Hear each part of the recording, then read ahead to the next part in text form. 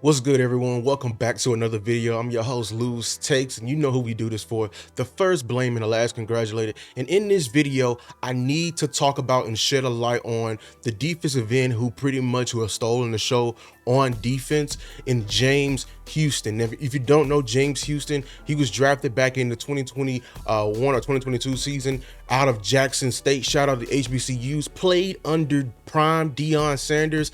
He was a transfer from Florida. He got in a situation, but Prime came in and swooped him up because he got an eye for talent, and he balled there. He was drafted with Detroit. His best season, I believe, was his first season when he had 8 sacks in his first season, and he battled injuries, and then from all the way up until then, right before we got him, Cleveland got him. But James Houston, I wanted to really point out here because this is the first time that he realized that he's on the ropes, and this is when his last chance, to actually impress and make a push for a roster spot. So let's just get right into the film. We're not going to waste around. Here he is right here, gonna come off, and he's gonna do a speed rush move, get this guy to commit out here and open up this lane here, and then he's gonna have a counter inside here. And I'm just let it play, just to let you show you. But him coming off these edge, he has a multitude of counters. He's a pass rusher who understands where he is as a rusher. I'm gonna run it back one more time for you to show. Like, he understands that he's threatening the hip of the tackle. He understands, like, he already, look, this is a bad move by this offensive lineman. We call this opening the gate. It's when their shoulders become perpendicular to the line of scrimmage. As a lineman, you want to stay square to the line of scrimmage as possible, because when you do that, you're making this corner wider, or you're always in position for the inside move. But this lineman, James Houston, does a great job of threatening him with his speed, getting him to turn like that. And once he turns like that, he's a turnstile at a station, at a stadium. He's a turnstile at a stadium. That is a great move, great counter by James Houston. Here's another one of those veteran savvy, moves that James Houston, he portrays here. I love this right here. So right here, the tackle is in. He's not gonna go out and kick in a 45-degree angle like he did before, but instead he's gonna protect his inside, right, the tackle. But what I love from Houston, he doesn't just, be all willy-nilly and just attacks here on the edge. No, he attacks the leverage of the tackle. Makes him, want to think twice. So what he does, he goes at the tackle first. You're going to see how he uses that great get off to go at the tackle, setting up like, hey, this may be a speed to power. But then he does a cross chop and dips to get around the corner. So when he does that, he shifts the tackle over and shortens this corner for him to get this pressure right here on this play. So let me run it. Here you can see right here, like I said, look at him attack the inside. I love that. He doesn't get the sack right there, but that's very much so important. Like that, I want that from my defensive end when he's attack the technique, attack his alignment, then dip on him. You know what I'm saying? He was able to, get the anchor last minute, but Easton Stick feels this pressure coming immediately. You can't tell me he does not. Cowboy fans, this play right here made me so excited, so excited. It's such a breath of fresh air, if you will. A breath of fresh air, because, man, so they're doing a jet sweep motion. This is the play. And we all saw this jet sweep across the formation. I love it. And what they do here is that they, usually in the past, our defensive ends would rush with no type of integrity. So this is right. This is a pass. This is not going to be a run defense right here. So he gets up here. He realizes that, hey, that they're blocking down. They're blocking away.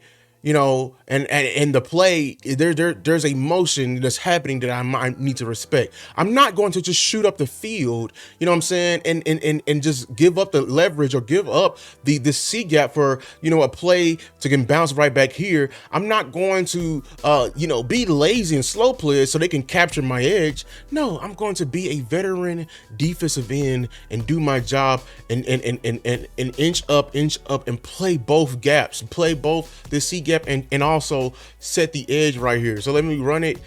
Here we go.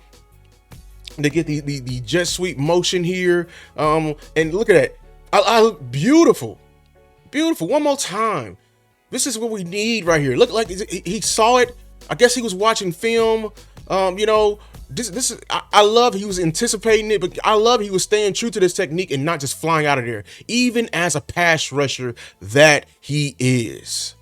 Again, I wanted to show how he's very aware of the pass moves and encounters he possesses. And my favorite thing is when he threatens it, you know, the tackle, and then immediately goes to a speed to power to press the tackle back in, because it causes so much havoc and so much pressure onto the quarterback right here. So like here he goes again. Look at him, gives him a little move, and then immediately presses the tackle. Doesn't get the sack there, but guess what? Easton Stick feels he's close, man. Easton Stick feels that the man is close. That's a great speed to power. I'll take that. He's just not there in time. They just got the ball out quickly. He's affecting the play calling. Man, when I tell you, man, you cannot block this man one-on-one. And if you leave your tackle on the island, good luck, man. I'm telling you, good luck. So right here on this, you know, on this play right here, this is the zone side of the protection. They're protecting this zone, and you know, but these guys are man up, and we got Nealon stunning inside. So it's gonna create a giant hole for this B gap, and this guy right here is just man up by himself on Houston, and it's just a no good schedule right here. So let me show you why. Look how when Houston, look how, first of all, just look at the battle. I told you, like, now he's on an island. Look how much room Houston is able to work with. And here he goes again. Just the counters, man. I'm telling you, when he gets out there, he threatens the slow feety tackle. If you're a slow footed tackle, or you're a tackle that's not going to replace the hands, he just threatens you with so many counters. So many counters, man. So many counters. What did I say before? I'm telling you, tackles, he was putting on film, man. They know he has the speed and the get off to capture the edge. They know he has counters inside. So when he presses the technique, when he attacks your technique, man, or when he tries to set you up, he is trying to set you up. And I told you what was my favorite move by this man. My favorite move is when he went speed to power. Look at this man right here. Look at this man right here. Man, look at this man right here. Get off. Woo-wee. I'm trying to tell you. I'm trying to tell you, man. One more time before we go to the next play. One more. Sat him down, man. Sat him down. Last play right here. Last one. Here he goes again. I love it. I love it. Here he shows a dip move. Gets down low. You know, it could be a little smoother, but look what it does to 71 when you get that low. Look what it does to 71. The landmark of the punch. Look at the first punch of the 71. King gets hand. He's bent over. Now we got him off balance. That's the whole purpose right here. I'm gonna highlight it. This is the whole purpose of the you know, the bend. You know what I'm saying? This is the whole purpose of it. Okay, and we're trying to get him to bend like this. You know what I'm saying? That makes it so hard, you know, on the tackle, on when to punch and when to strike.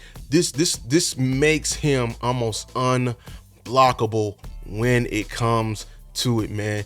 And like it's another pressure, just another pressure.